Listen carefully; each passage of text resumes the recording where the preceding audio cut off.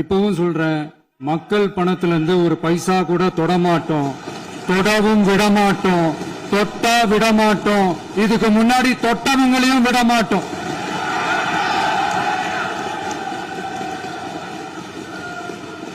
ஒவ்வொரு ஊழலா வெளியில வரும் போலயே ஒவ்வொரு வேஷமா கலைஞ்சிரும் போலவே இங்க இருக்கிற நிறைய பேரு நடுங்கி போய் இதுல நம்ம மேல அவதூறு வேற. இப்ப புதுசா ஒரு வெப்பன் ஒண்ணு கொண்டு வந்திருக்காங்க. அது என்ன தெரியுமா? அவங்க தயவால தான் நம்ம ஆட்சி நடக்குதான். மக்கள் தயவால இந்த ஆட்சி நடந்துகிட்டு இருக்கு. மனசாட்சி உள்ள சக்திகளோட ஆதரவால இந்த ஆட்சி நடந்துகிட்டு இருக்கு.